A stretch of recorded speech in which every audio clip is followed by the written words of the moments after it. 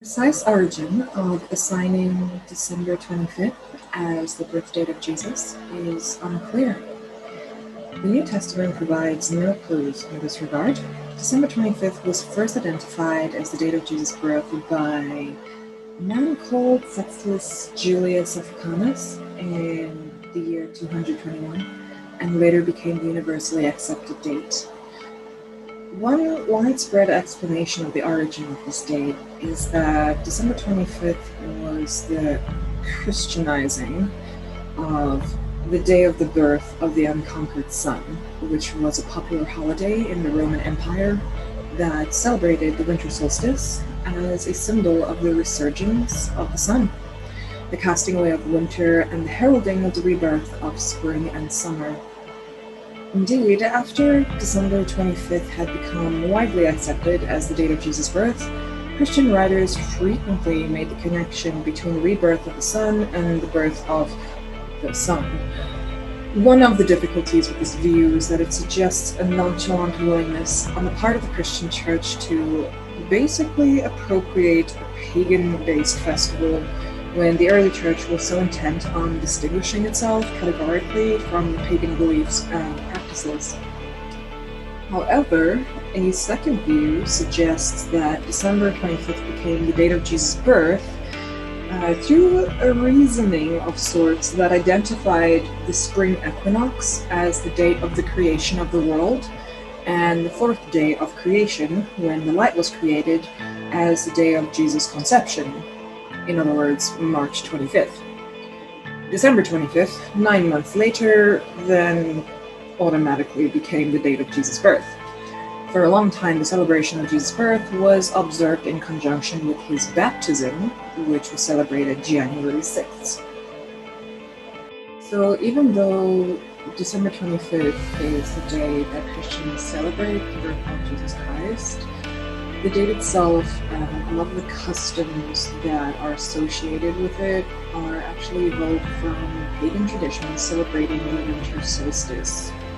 So, in ancient Rome, there was a feast called Saturnalia that celebrated the solstice.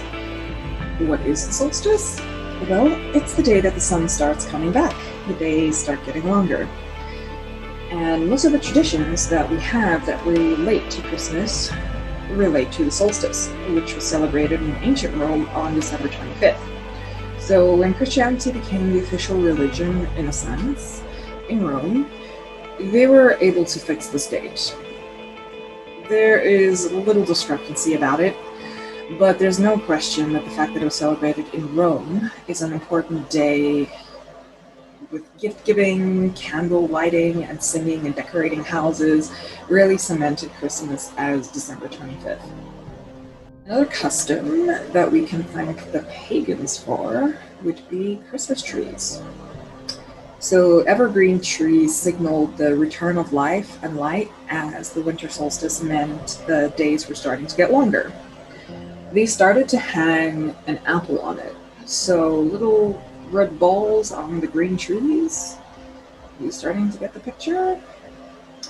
So all of these things celebrate the idea that life and light are coming back into the world, which is essentially what Christmas means to Christians around the world.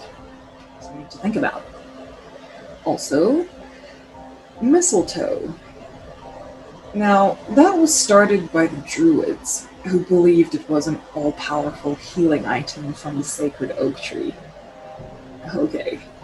If you met someone in the forest, you gave them the sign of peace under the mistletoe, so people started to hang mistletoe above the doorways as a symbol of peace. This was actually such a powerful symbol of paganism that English churches actually banned the use of it. So the War on Christmas, if you've ever heard of this, the very first instance of the War on Christmas dates back to the Puritans in about the mid-17th century. They knew all of these things, the traditions, that they were based in pagan ideas. So the Puritans banned Christmas for 20 years in America before the celebration became just too popular. Food for thought. What are you allowing into your house, and what are you actually celebrating? And why choose a day to celebrate Jesus' birth when you can celebrate it every day? If you want to give gifts, just, give a gift whenever. You don't have to cement it on a day with intentional, unintentional pagan practices. Just be careful what you're doing and what you're letting into your house.